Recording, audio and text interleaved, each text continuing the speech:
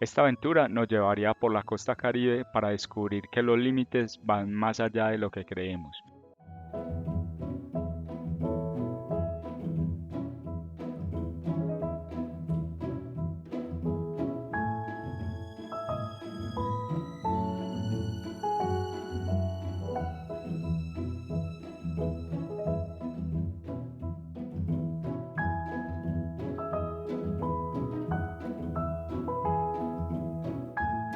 A este viaje se nos sumarían tres nuevos integrantes que nos darían una lección de vida, ya que nos demostrarían que para la aventura no hay edad.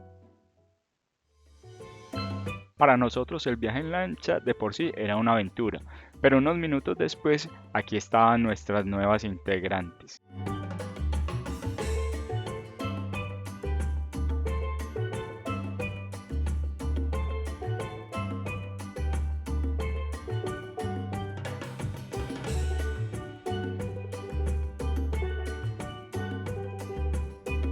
La isla Tierra Bomba está ubicada al frente de Boca Grande, a unos 15 minutos en lancha del laguito. Allí podrás encontrar buenas playas y ofertas culinarias. En esta zona luchan con la mala fama que se ha creado por los sobrecostos cobrados a los turistas en otros sitios de la ciudad. De todas formas, no está de más preguntar los precios antes de ordenar. La isla cuenta con senderos ecológicos y una espectacular vista a la ciudad.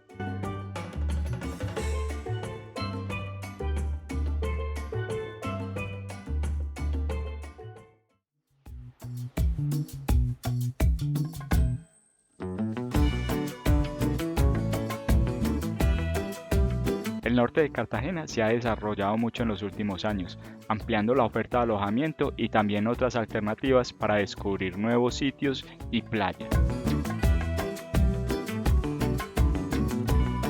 Ver las faenas de pesca artesanal es otro de los atractivos que se puede observar en las playas de Cartagena, una actividad heredada que hace parte de los pobladores de esta zona.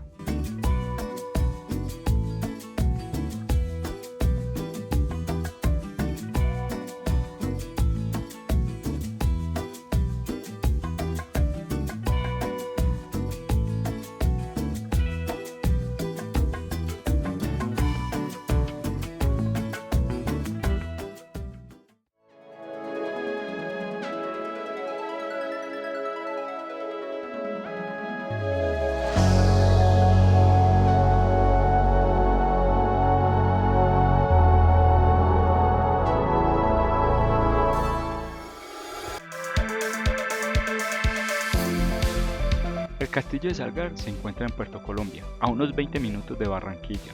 El acceso es libre.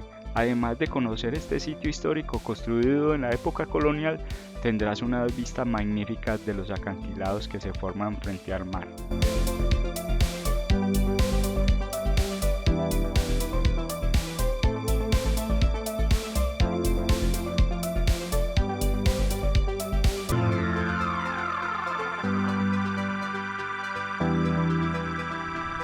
La Catedral Metropolitana es otro imponente edificio de Barranquilla, con estilo modernista y una capacidad de 4.000 personas sentadas, ubicada a unos metros del punto cero de la ciudad.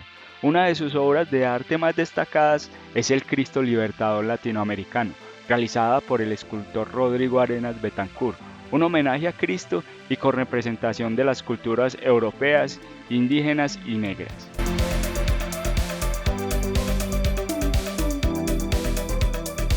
El malecón es una construcción con amplios espacios pensados para disfrutar con toda la familia. Al lado del río Magdalena cuenta con parques, ciclorrutas y restaurantes.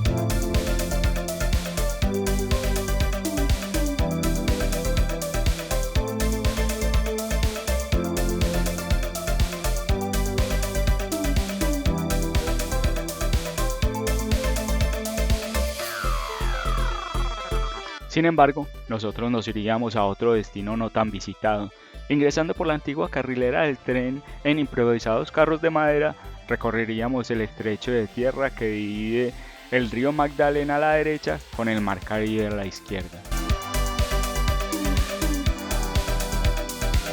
Para llegar hasta la desembocadura del río sería necesario abordar unas pequeñas motos que nos llevarían hasta unos metros antes, donde finalmente caminaríamos por las rocas para llegar al faro.